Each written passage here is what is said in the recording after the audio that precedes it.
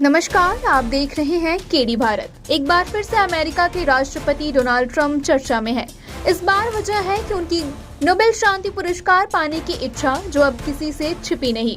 Trump खुद को वैश्विक समस्याओं का समाधान करता बताते हैं, लेकिन उनकी नीतियां और फैसले कई बार दुनिया भर के देशों के लिए सिरदर्द बन चुके हैं। ट्रंप की आर्थिक नीतियों का सबसे बड़ा हथियार है उनका टैरिफ सिस्टम।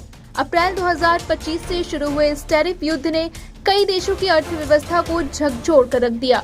अमेरिका भले ही इसे अपनी मजबूती की ओर एक कदम मानता हो, लेकिन इसका असर छोटे और कमजोर देशों पर साफ देखा जा सकता है। सवाल ये है कि क्या इन भारी टैरिफ से अमेरिका को कोई फायदा होगा या फिर खुद वहां की जनता ही महंगाई की चपेट में आ जाएगी। कई देशों के साथ व्यापार समझौते जरूर हुए हैं, लेकिन हर समझौते में अमेरिका ने अपने लिए खास फायदे सुनिश्चित किए, यानी बाकी देशों को अपनी मार्केट अमेरिका के लिए खोलनी पड़ी है, जबकि अमेरिका में उनके उत्पादों पर भारी शुल्क लगाया गया। छोटे देश जैसे सीरिया, रवांडा और म्यांमार जो पहले ही अस्थिरता और संघर्ष झेल रहे हैं, उन पर 40 से 41% तक का टैरिफ लागू किया गया। इन देशों की अर्थव्यवस्था पहले से ही नाजुक हालात में है और अब ये टैरिफ किसी झटके से कम नहीं है। वहीं दूसरी ओर ट्रंप पाकिस्तान के साथ खासे नरम रुख अपनाए हुए हैं। जिस पाकिस्तान को कभी आतंकवाद का गढ़ बताया गया, उसी पर ट्रंप ने महज 19% का टैरिफ लगाया, जबकि भारत जैसे घनिष्ठ मित्र देश पर 25% का शुल्क लगाया।